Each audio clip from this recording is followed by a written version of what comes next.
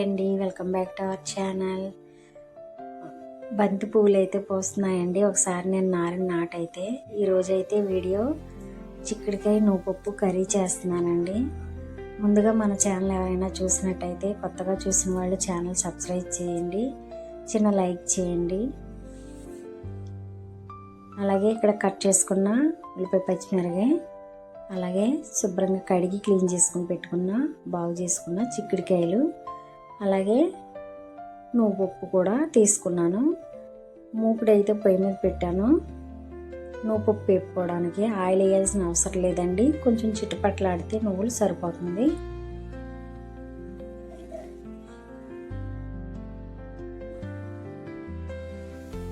Video కొత్తగా చేసిన వాళ్ళకి కూడా కొంచెం సపోర్ట్ చేయండి.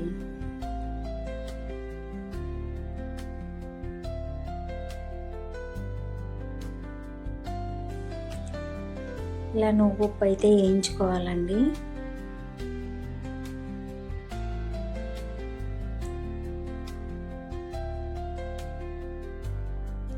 చిటపట్ల ఆడితే సరిపోతుంది, ఎక్కువగా వేగాల్సిన అవసరం లేదు.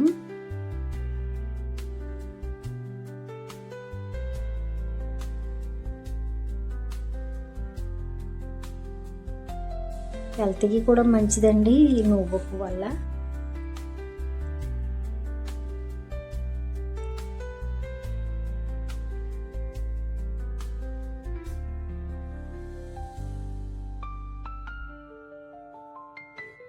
ఇప్పుడు వేయించుకున్న నువ్వుపప్పు చల్లారిన తర్వాత మిక్సీ గిన్నెలో వేసుకుంటున్నాను. మిక్సీ గిన్నెలో వేసి ఒక రౌండ్ మిక్సీ పట్టుకుంటే తొందరగానే నలిగిపోతుందండి, వేపుకున్నాం కాబట్టి.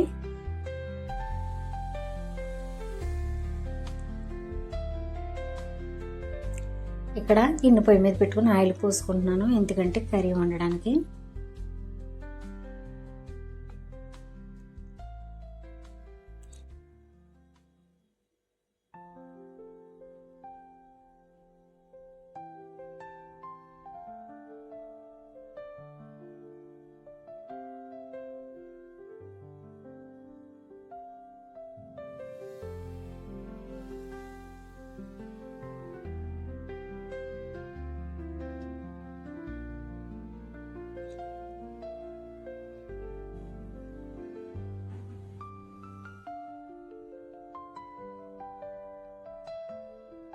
చిక్కుడుకాయ ముక్కలు కూడా వేసుకుంటున్నాను.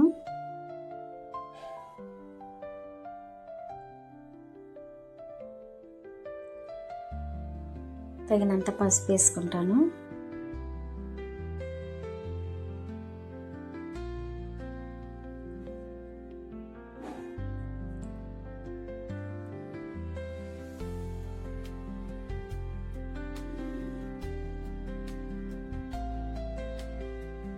సాల్ట్ కూడా వేసుకున్నాం కదా, మొత్తం కలిసేటట్టు కలుపుకుంటున్నాను.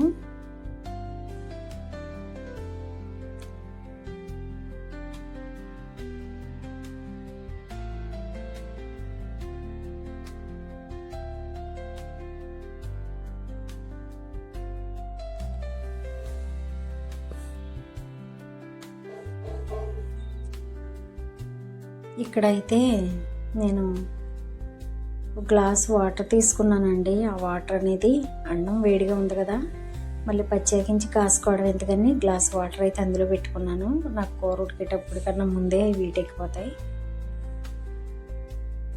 చిక్కుడుకాయ ముక్కలు బాగా మగ్గిపోయినాయండి. ఇప్పుడు తగినంత కారం వేసుకుంటున్నాను.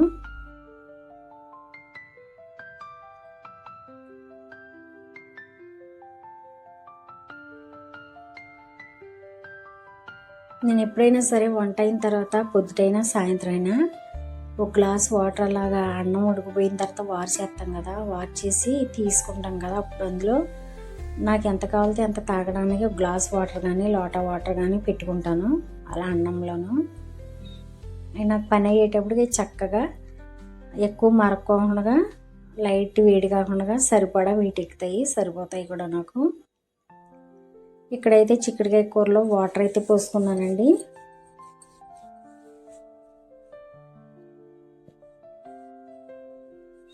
ఇప్పుడు నేను ఎసట్లో పెట్టిన నీళ్ళు అన్నంలో పెట్టి నీళ్ళు కాగిపోయి తీసుకుంటున్నాను.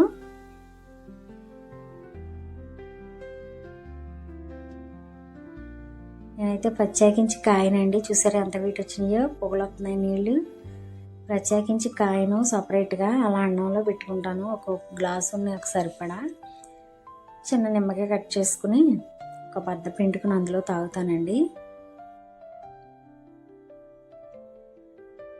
మళ్ళీ ఈ మాత్రం గ్లాస్ వాటర్ కోసం మళ్ళీ పొయ్యి మీద పెట్టడం ఎందుకని పొయ్యి మీద అయితే పెట్టను. పొద్దుట సాయంత్రం కూడా ఇదే ప్రాసెస్.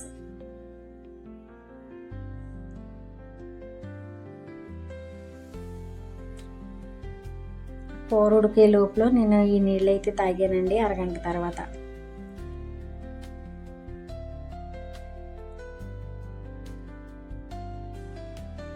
నిమ్మరసం పిండుకుని ఆ నీళ్లు తాగి మళ్ళీ కూర దగ్గరికి వచ్చాను.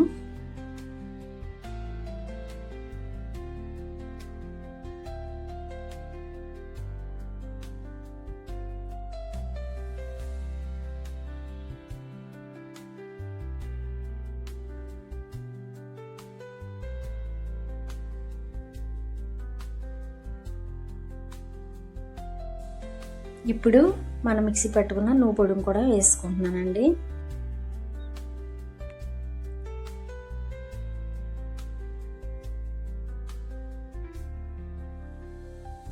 టేస్ట్ అయితే చాలా కమ్మగా చాలా బాగుంటుందండి.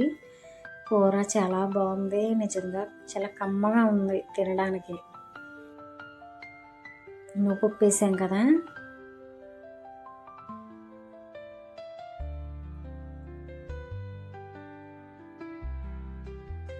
ఒక్కొక్కరు ఒక్కో విధంగా వండుతారు. నేనైతే మా ఇంట్లో ఎప్పుడు వండుకునే ప్రాసెస్సే మీకు చూపిస్తున్నాను. మీకు నచ్చితే వండుకోండి, లేకపోతే లేదు. మేము ఎలా తింటామనే వీడియో మట్టుగా నేను మీకు పెడుతున్నాను. ఈరోజు వీడియో ఇదండి.